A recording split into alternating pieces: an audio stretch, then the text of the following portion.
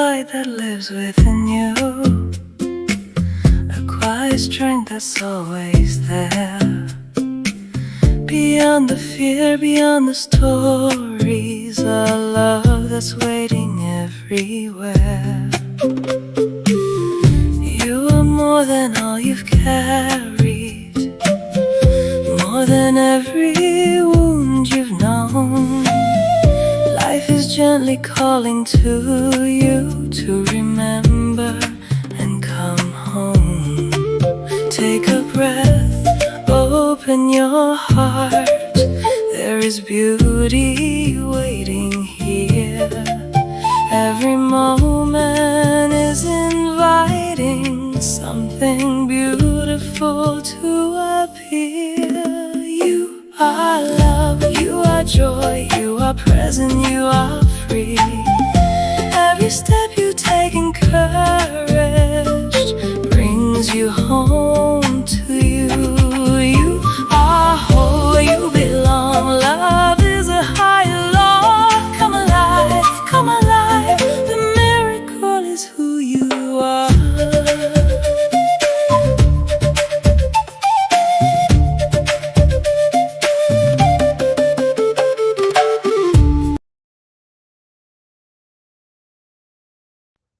Hey everybody, I really love that song.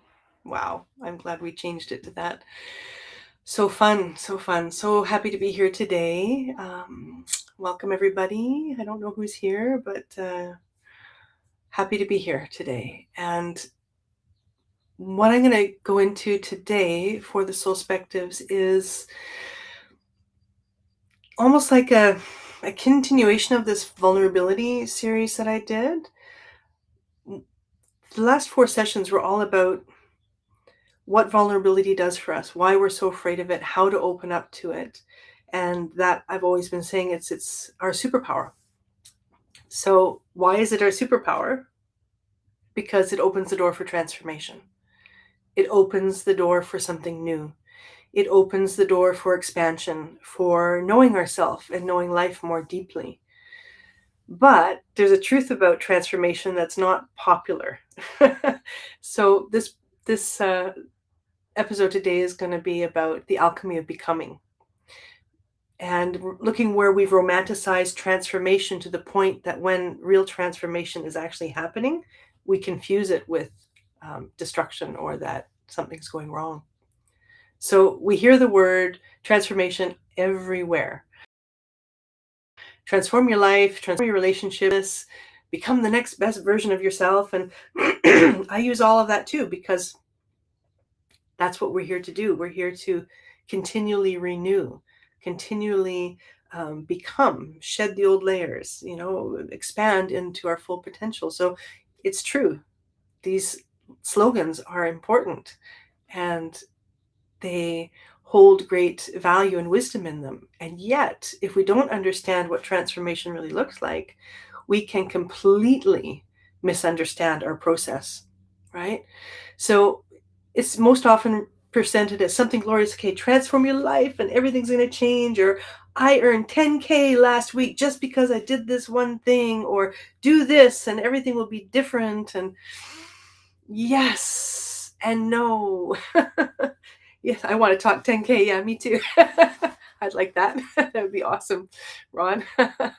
Yeah, but we don't talk nearly as much about the process that, say for an example, a butterfly, what a butterfly has to go through before it actually can take flight.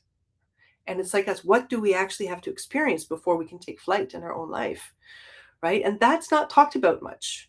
In very rare corners of the self-development is that really spoken about. And to understand that transformation, to become what it became, it went through this whole process of, falling apart and dissolving and all kinds of stuff, which is actually what happens in transformation for us too, with our identity, with our life. Transformation is the movement of life. Oh, you love the background. Yeah, thank you. I really love it too. I'm glad I'm using it. So in my 20s, I went through massive, massive upheavals and so many, um, uh, I'll use the word traumatic events, events that really hit me hard and made me have to look at myself and discover who am I in this world? What is this? And what do I believe? And, where do I go from here? And I had two guides in that period. Um, they were husband and wife. And I had returned from my trip. My whole self got completely disheveled, both through trauma and through self awareness. And when I came back, I couldn't relate to the life that I was living before. I looked at my belongings from before. I'm like, that was mine. And I knew it was, but I had no connection. So I had a real disjoint of reality, which can happen when you're on this path of self-discovery, right? And the husband, Peter, he used to do psychotherapeutic body work on me to help me come back into my body. And that's what actually prompted me to start learning that and doing that, helping the trauma to release from the body. So that's the foundation of all the work I do with psychotherapeutic body work. And I experienced it first. It's scary to transform your life. Yes. It's best to have a guide to get through it all. Absolutely. We need guides. Thank you for saying that. It's so true. And thank God I had them, and they were friends of mine before I went on this trip. And when they came back, I was just like, my hands were ice cold, my feet were ice cold. I was in paranoia, I was in fear, I was in anxiety. I didn't know, it was like, it's a miracle that I actually even functioned. I even found a job in an apartment, which is, I don't even know how I did that. That's that my soul came through and helped me to create the environment I needed to heal, even though I was really broken. And so he started doing the transformational body work with me, and we would have conversations. Because what happened for me was not just the trauma, but my awareness opened so much. I was seeing myself through such a clearer lens.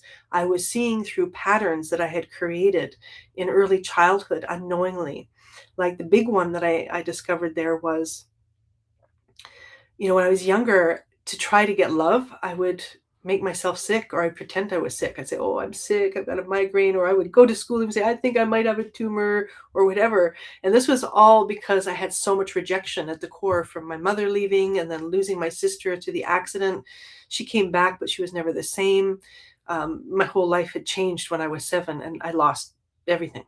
Basically, that was my world before. And so I was reaching always to get attention and love. And so rejection, as I mentioned in another shore, it's not a tumor. It's my best Arnold voice. Yeah, that's funny. So what happened is that when I was in Thailand and I was doing a lot of inner work, I was doing meditations, learning yoga. I had a great teacher that I was studying with, and a situation happened where I met this part of me that would invent things just to try to get the love and to see if people loved me. And I saw this equation that, because when my sister was in the hospital with the accident, all the attention went to her. I was shuffled from neighbor to neighbor. I mean, and that's kind of cool for a neighborhood back then, that they would receive a child that lived on the street, and I was shuffled around. And so there's a beauty in that. But for me, the self that I was, it was very, very confusing. And there were some not nice things that happened in some of those homes too, right? So um, my inner child created this belief that in order to be loved, I need to be sick. 1 + 1 equals 2. If I'm sick, then I will be loved. So I discovered that when I was in Thailand, and many other things. So you can see, like, a key foundation to the identity I'd created to survive was removed. And without it, I was very lost. And I didn't really realize how lost I was until I went back to Switzerland, where I was living, to meet the world I was living before. And I was like, whoa. So I was in a really traumatized state. So transformation was afoot, and it wasn't pretty. But so Peter, he was a mystic teacher, initiated in different mystery schools and things like that. And so we went for talks and walks sometimes as a part of the healing as well. And he shared with me this principle from Judaism. I believe it's from the Torah, but I don't know exactly where exactly it's from. But he shared about this depiction of a journey. Oh yeah, it is amazing where I am now compared to that beginning. Oh, you have no idea, Ron. Yeah, it's pretty miraculous. That's why I do what I do, because even in that hard place, I found my way through back then, and that was in my 20s, and I've had other things to happen, but yeah. So, but this piece of wisdom here stayed with me that I'm going to share, and that's how I've made it through so much, is that reminder. So what he shared with me, because what happened to me is I was also experiencing the now. I was experiencing time very differently. It was like everything was so intense. And I was living life like those movies where there's intensity and you see every moment the drop of water just drops and everything. So that's how I was living reality. So I was in an altered state, needless to say. And I was having a hard time with all the stimulation of life. I couldn't go into a supermarket because I was overwhelmed. I had a hard time being around people. I had a hard time doing my job. Many times I would run to the bathroom, whenever there wasn't because I was working at a buffet, like creating, doing the drinks for the waiters. And I would just run to the bathroom and cry for a few minutes and then come back and breathe and, okay, do what I had to do. And so it was a really intense time. And so he shared with me that Luana, there are people around the world studying what it's going to feel like when they awaken to that sensitivity of really being present. And he said, but with you, he said, so they're learning this so that they know what it's going to feel like when it happens. He said, but with you got blasted wide open. It's happened in reverse. So you have the sensitivity. You're already there. He says, I don't know many people who actually live in that sensitized state of awareness and presence. But because you don't have a foundation and information and understanding to navigate it, it's tearing you apart. He said, so the thing is what you need to do, he said, is you need to now gather the wisdom to be able to understand what you're experiencing. And he shared this story of the journey from Bin to Binah. And it's the journey between two states of being, right? So he said in the beginning is the start, we start on this journey, it's Bin, right? The state of Bin. In that moment, a tree is a tree, an ocean is an ocean, a mountain is a mountain. Life is recognizable, we understand it. Once we traverse the journey from Bin to Binah, it's again the same. Everything is the same. A tree is a tree, a mountain is an ocean is an ocean. He said, but the in-between, that's where everything gets turned upside down, inside out, and a tree is not a tree and a mountain is not a mountain.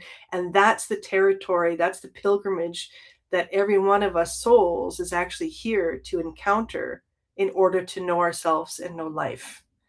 And that piece of wisdom, I tell you, I can't count how many times I would bring it back in and echo in moments of distress and oversensitized, observations and feeling lost and everything's like, okay, I'm in a place of I'm in between Bin and Binah here in this area of my life. Okay, so let me just keep moving, right? And that's what I always share. Movement is life. And what happens is when we get stuck in those moments, that's when we get layered with emotions and feelings and stories that keep us stuck. So transformation is basically a process of becoming unstuck. And it's the journey of knowing ourselves and sometimes retreating into ourselves in order to become like the caterpillar does, to become a butterfly, right? So what I took from this wisdom is that confusion happens not as a deterrent, not as something being wrong, but as an essential part of finding our sense of place in the world and in ourselves, and in building the confidence of self-knowing, right? Where do we actually gain confidence from? And neurologically, it's also shown that it's when we do hard tasks that we thought we couldn't do, and we do it anyways. That's when we grow new neural networks. That's when we expand. That's when confidence grows. So these moments, if you can reframe that, of confusion and things falling apart, when we can see that as a part of a process, not to negate what it feels like, but when I can see it as a part of the process versus thinking something's wrong with me because I'm feeling this, the doorways I walk through are completely different. One will lead me to a path that finally, Bin to Binah, I'll arrive at an awareness and I'll arrive at a place that I can navigate. But the other will keep me stuck.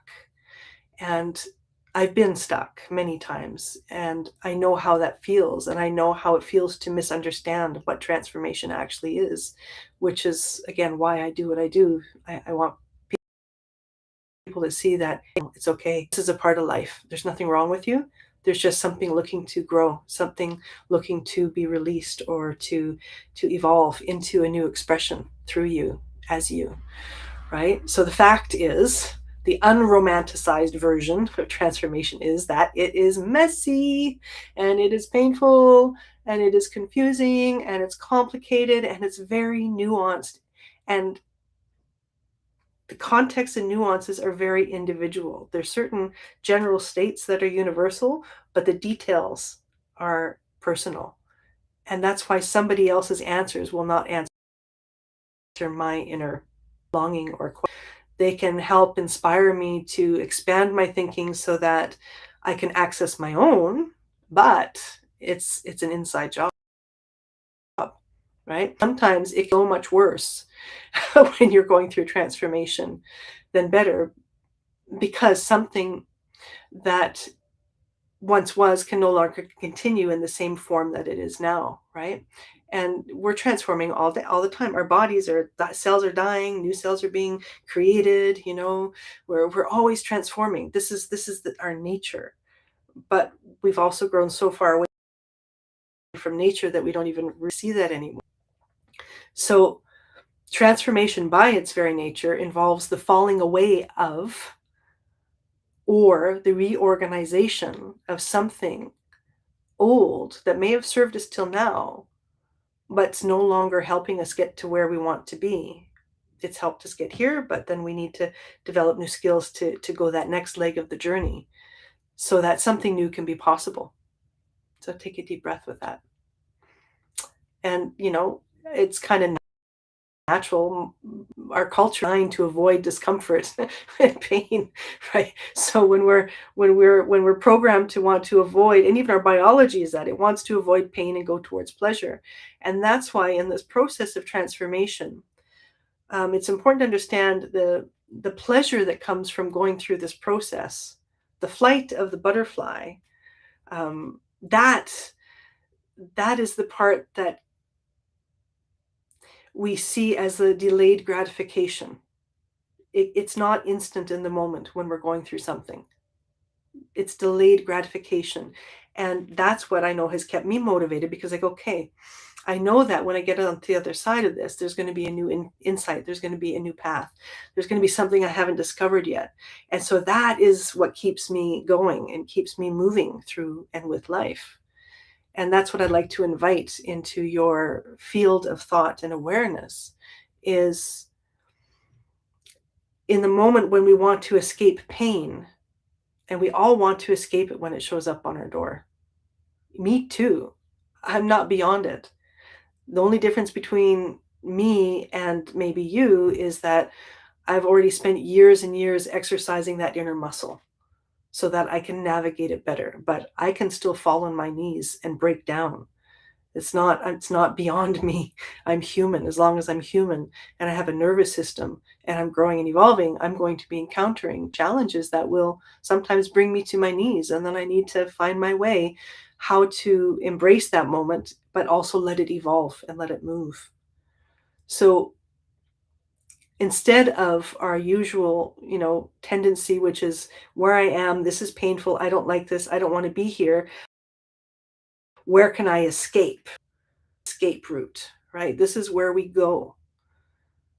And instead of that, we want to say, this is painful, this is uncomfortable, I don't like where I am right now, but clearly there's something here for me to see and learn. And until I sit with it and allow it to be what it is without trying to escape, the inner wisdom and insight that I already have inside me, my soul has, that life, this intelligent force that imbues me and all creation, has to guide me. It can't come through as long as I'm trying to escape. I need to land in what I'm feeling. And it's hard, but there's a way to learn to do that doesn't destroy us, but actually, it's like forged in the fire, the clay, it actually it makes us even deeper and stronger in who we are. But it's a process. But we have to at least entertain that possibility. And once that door opens, then the other doors open to help bring that journey, that pilgrimage from, bin to Binah. Right? So take a deep breath. Because without encountering the uncertainty and disruption of becoming, without feeling it fully, we cannot transform and change, right? That's the way nature works. Pressure makes diamonds. Friction creates fire, right? Or there's other metaphors. It's not coming to me right now. But friction makes fire. Two sticks rubbing together creates the third thing, right? So when we can open our minds, like I have in my life, which is what brought me through so much, then we have a path that we can stay in movement in life rather than circulating in the tide pools and riptides of our own stories and unhealed pain and unhealed traumas. We develop the capacity to resist the undertow, to pull ourselves to shore. And each time we do that, we get stronger and we recognize the signs, and we can direct and navigate ourselves better. So transformation is a beautiful thing. It's a glorious thing, but it demands our participation. Oh, hi, Danny. Thank you. You're so great. Thank you. Thank you for that. So through everything I'm doing, through the podcast and working with people, again, it's the main message is just to say it's normal. You're okay. There's certain processes that until we understand them, they're confusing. But when we understand the processes, then we can guide ourselves through. And cultivating those skills and tools is just a part of, becoming a master of our own life.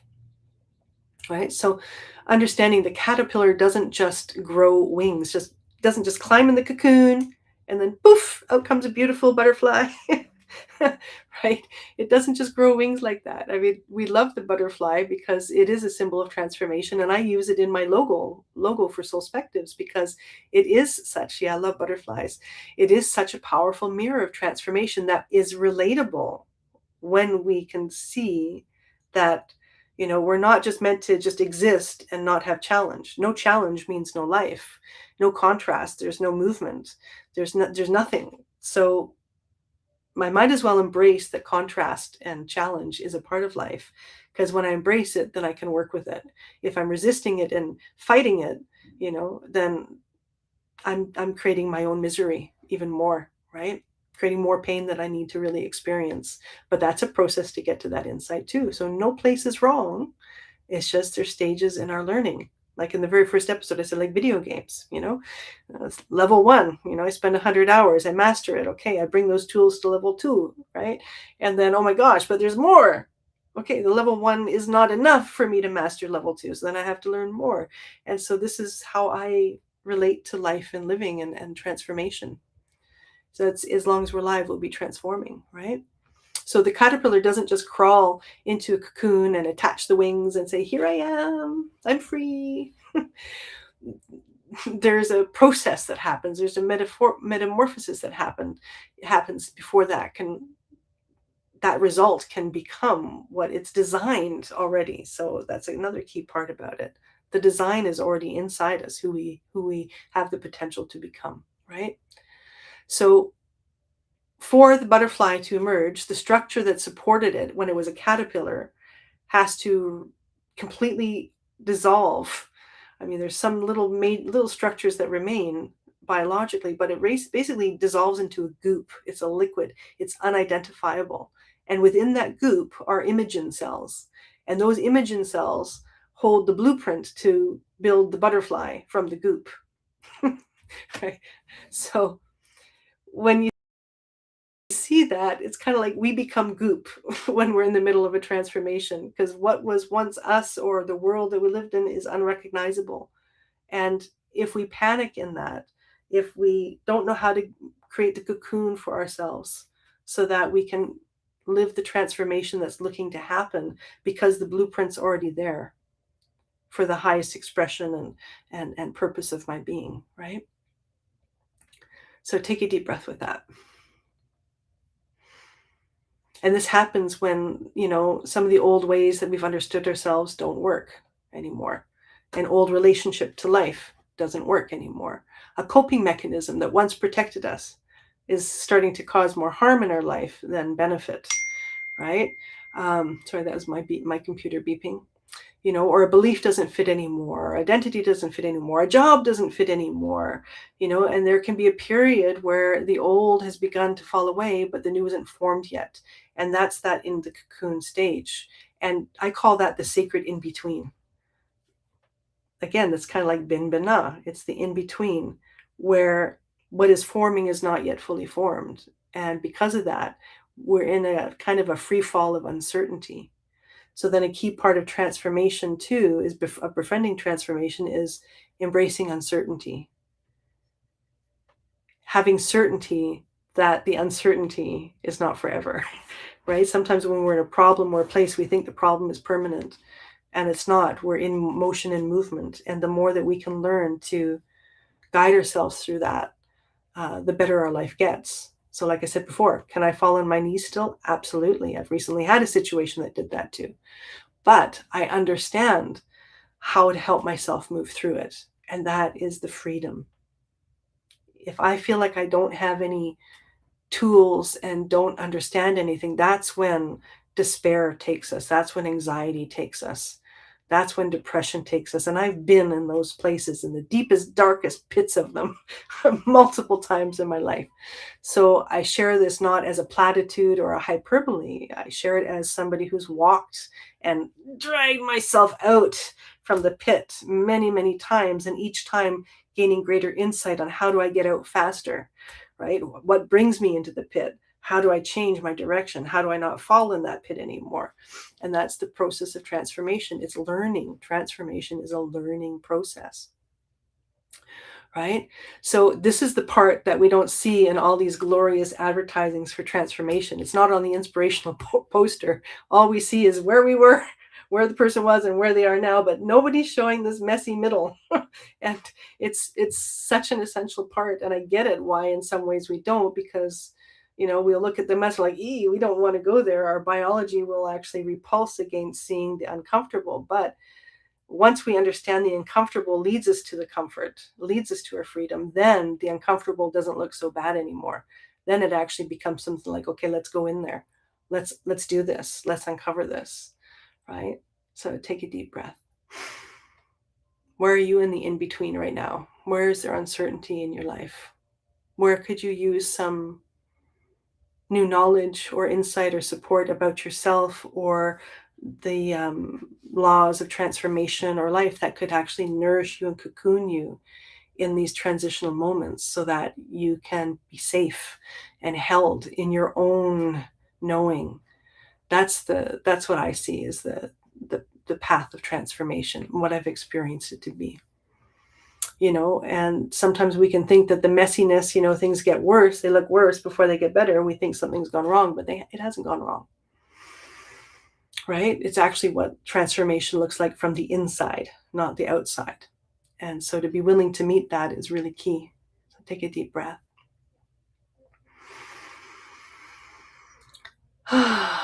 Sometimes underneath the healing and our personal development is this unconscious dialogue, and I've had it and I've met it many, many times. Like, well, if I do enough work on myself, eventually life won't hurt so much.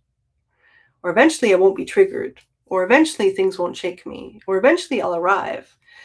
But the truth is, as long as we're alive in human bodies and we have a nervous system and we're participating in the natural world, we are always going to be affected by the changing weather systems that move through our world, the same way nature is. So to strengthen ourselves to be able to meet those moments with greater grace and navigation, that's the freedom that we're looking to create, right? There will always be change. There will always be contrast. There will always be beginnings. There'll always be endings. There'll always be unexpected circumstances that arise, relationships that change, transform, loss, creation, businesses being born, and then their time is moving to be released.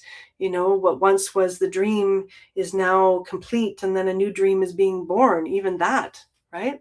So uncertainty is a key thing of transformation, and becoming friends with uncertainty in that way of understanding this is something becoming, not just being lost. That is what helps us a lot. Things that, touch places inside us that we didn't know were still tender. Triggers, we misunderstand triggers too, because triggers are actually the doorway into our deepest, most self. And triggers are the opportunity to apply what we've learned. So what I've discovered is that I can learn and understand all I need to know. I can, you can understand even what I'm saying.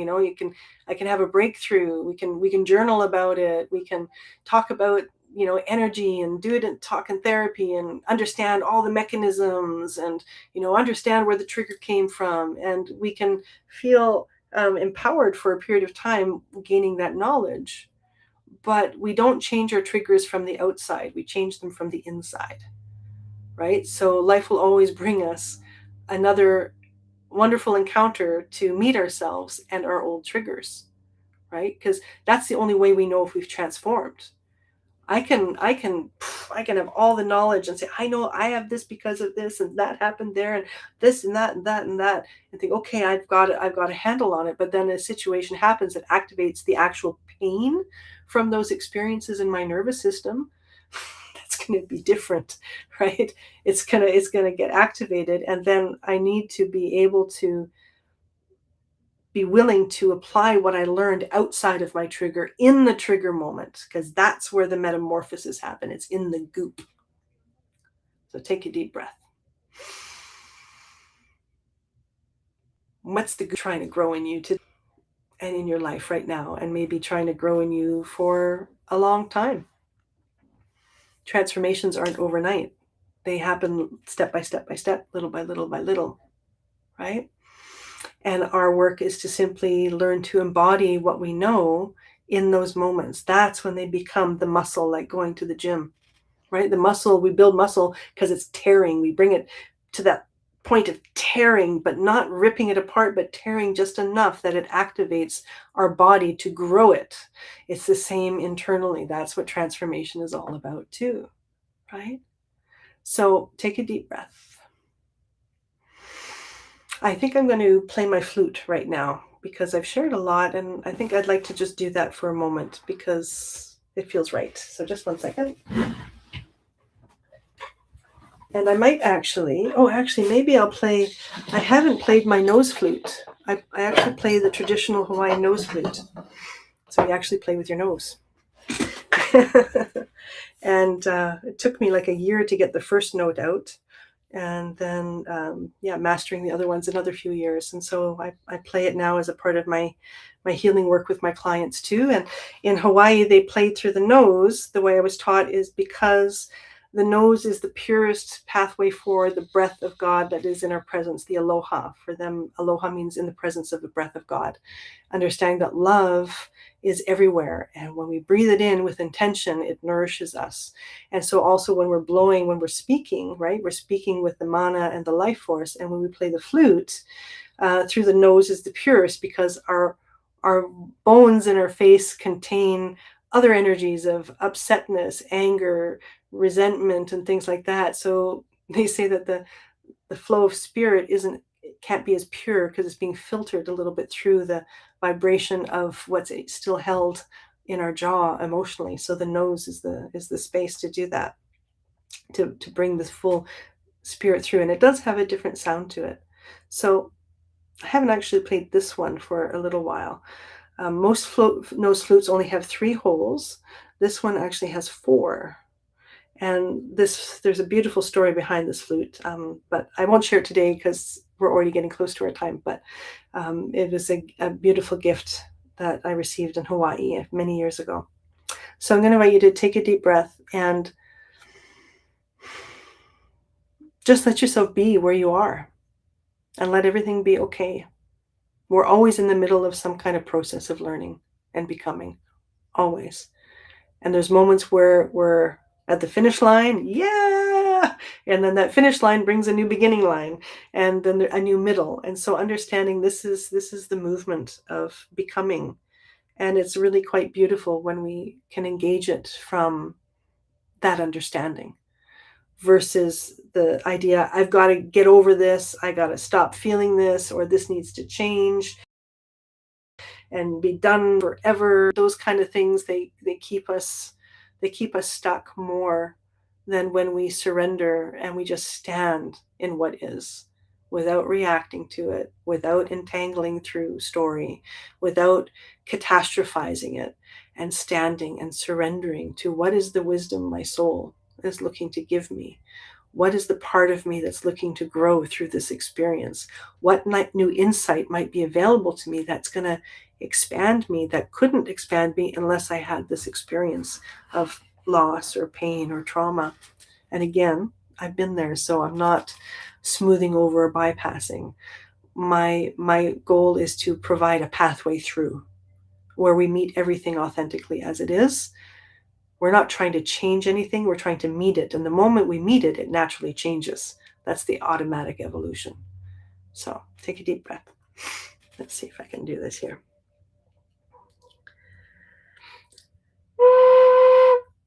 Okay.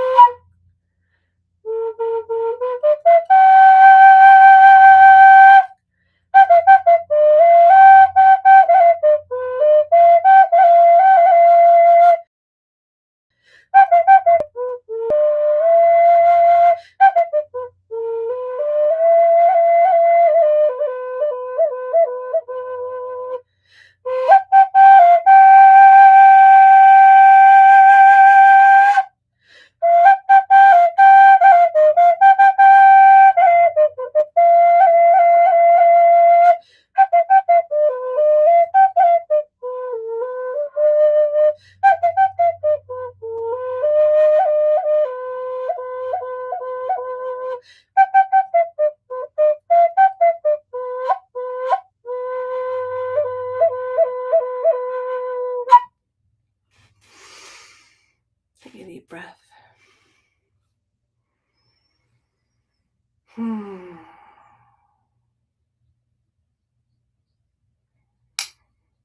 So how do we know when we've finally actually embodied the knowledge that we have, right? It's when a similar trigger comes up. It's when a familiar uncertainty comes up. It's when something doesn't go as planned. It's when somebody says something that hits an old wound.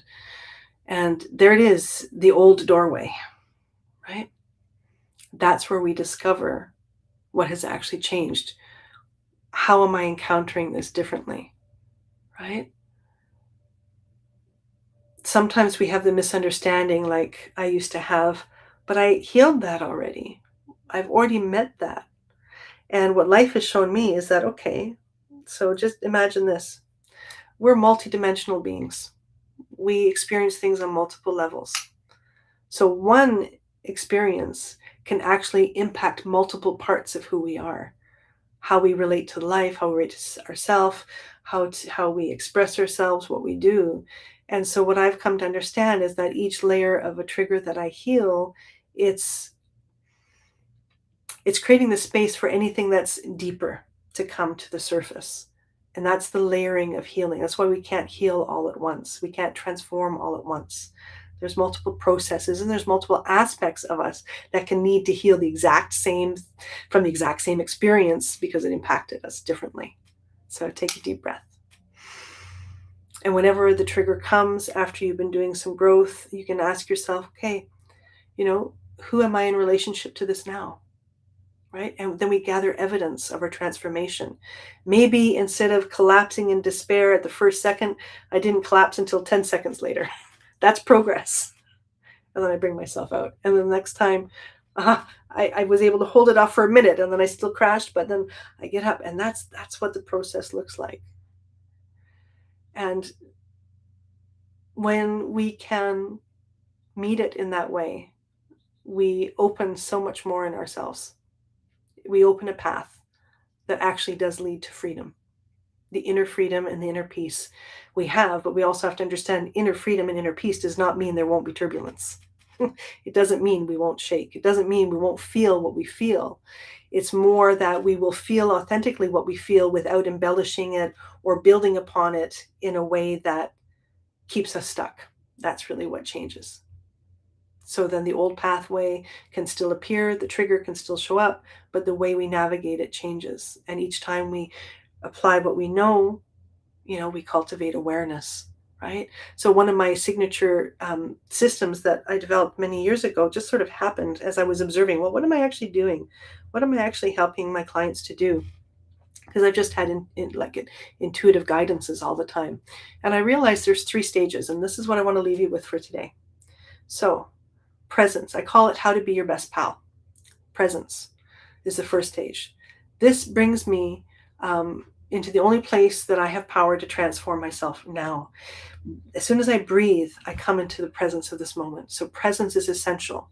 Presence is like an observer, right? I'm coming into the observer state. And then A is awareness. And awareness allows me to, to take deeper inventory and see what's going on rather than becoming what's happening or what I'm feeling, to observe and become aware of where did I feel this before? Where is this taking me? And the awareness of, okay, well, maybe I can do this and this will help me, right? And then the love, L is love and letting go.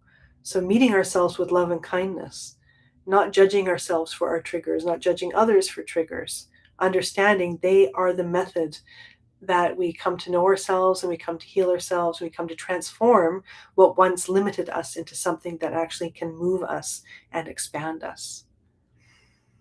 Take a deep breath. Manava, that's the word principle I'll share with you from the Hawaiian teachings today. It means I am now, not it is now. I am now. I am this moment. I'm not in a moment. I am this moment. And in this moment, I am receiving the intelligent flow of the heavens and the earth in and through my being, keeping me alive. And with that force, I can create and influence my experience.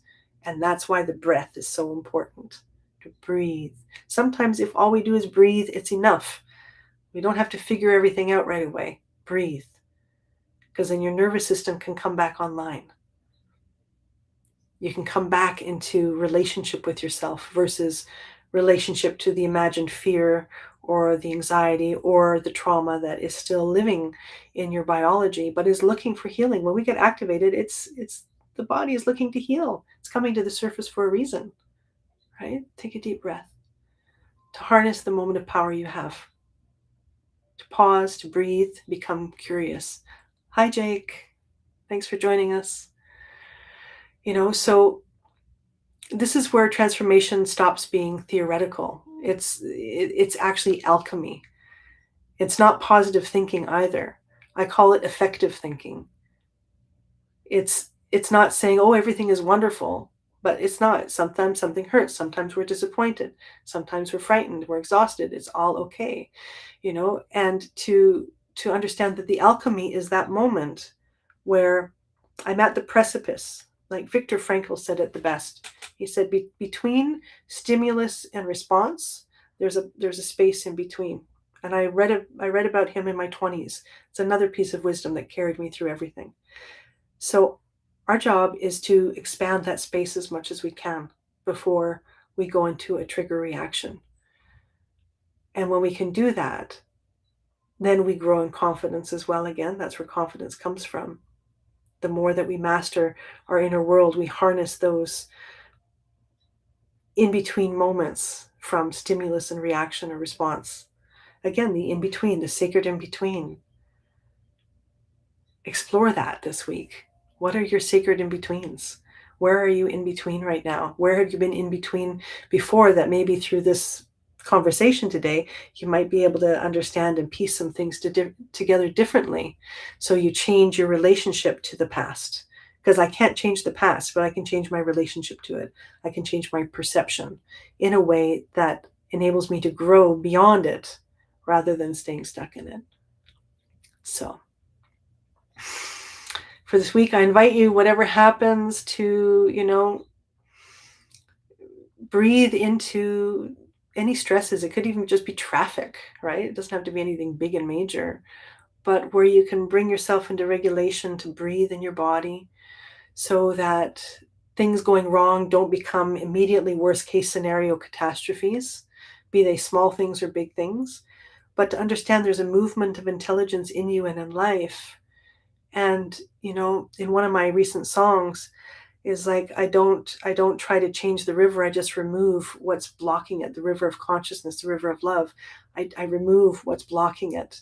And that's what this work is all about, and this is what personal development is really all about, but we get messy in the process. So transformation, magnificent, amazing experience, but it includes discomfort and, yeah, unrecognizableness in ourself and our world, and that's okay.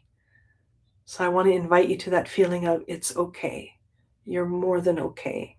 It's normal. None of us were born knowing how to be a human being. None of us were given a map how to understand emotions and transformation, which is why we get lost and we just, like a compass, we just keep doing this, a compass without a magnet. So I'm hoping that some of these conversations I'm sharing here in the podcast can help you to find your compass and your true north of the power that you actually possess within you to influence and change your reality, not as a magic formula, but as a step-by-step, sobering, humbling, glorious journey of becoming. And with that, I'm going to leave you for now. And I think I've got a little bit over time again. The show's getting longer almost every time. It might end up being an hour show. But anyways, thank you everybody for being here, and love yourself, be kind, listening to this and doing some work. Oh, beautiful, Jake. Oh, thank you. Thank you for joining us here. And remember that standing strong does not mean you won't shake. Standing in a truth, standing in awareness does not mean that you won't be challenged to embody it more fully. You can cry, you can fall down, you can break down, and that's okay. Just remember, it's a temporary moment. It's not permanent. If I leave that with you, because we got a lot of stuff going on in the world. There's a lot of fear, a lot of challenges, and I've got my own challenges that I'm working through too. Right? So I'm not just here as somebody saying, "Hey, I've got my whole life figured out. I'm perfect." Not at all. I've got my places too, and that's a part of the beauty of being human. And that's okay, and it's okay for you too. So lots of love, lots of blessings for your week, and till next week. Bye. Spread your wings and fly.